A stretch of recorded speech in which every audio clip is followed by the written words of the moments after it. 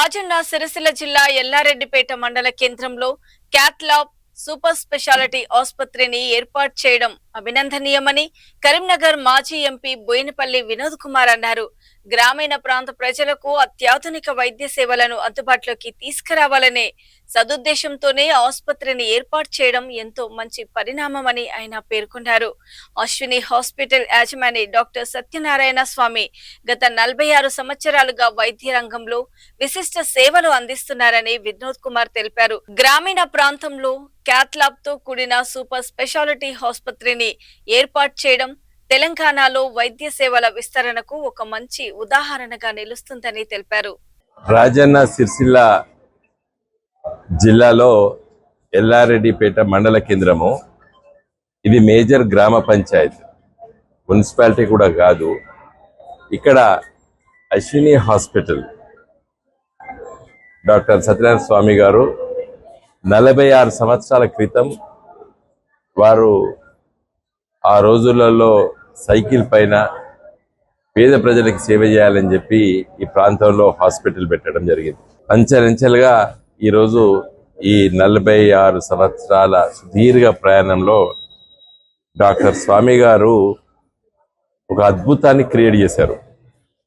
ఒక గ్రామ పంచాయతీలో క్యాత్ ల్యాబ్, హార్ట్ అటాక్ వస్తే ఎగ్జామినేషన్ చేసి ఇమీడియట్గా స్టెంట్ వేయడానికి క్యాత్ ల్యాబ్ 2 మాసాల క్రితం ఓపెన్ చేశారు. ఇప్పటికే దాదాపు ఒక 40 వరకు వారు స్టెంట్స్ వేయడం జరిగింది. ఒక పేషెంట్కి 3 దిక్కుల హార్ట్లో బ్లాక్లు ఉంటే ఒకే సమయంలో 3 స్టంట్లు వేశారు. ఒక మహిళా సోదరమని చాలా క్రిటికల్ కేస్. సర్వైవల్ అనేది చాలా కష్టం ఉండే. ఇమ్మీడియట్గా టేబుల్ మీద తీసేసుకొని క్యాత్ ల్యాబ్ తీసుకెళ్లి స్టంట్స్ వేయడం జరిగింది. రాజన్న సిరిసిల్ల జిల్లాలో ఎల్లారెడ్డిపేట మండల కేంద్రము. ఇది మేజర్ గ్రామ పంచాయత్, మున్సిపాలిటీ కూడా కాదు. ఇక్కడ అశ్విని హాస్పిటల్ డాక్టర్ సత్యనారాయణ స్వామి గారు 46 సంవత్సరాల క్రితం వారు ఆ రోజులలో సైకిల్ పైన పేద ప్రజలకు సేవ చేయాలని చెప్పి ఈ ప్రాంతంలో హాస్పిటల్ పెట్టడం జరిగింది. అంచెలంచెలుగా ఈరోజు ఈ 46 సంవత్సరాల సుదీర్ఘ ప్రయాణంలో డాక్టర్ స్వామి గారు ఒక అద్భుతాన్ని క్రియేట్ చేశారు.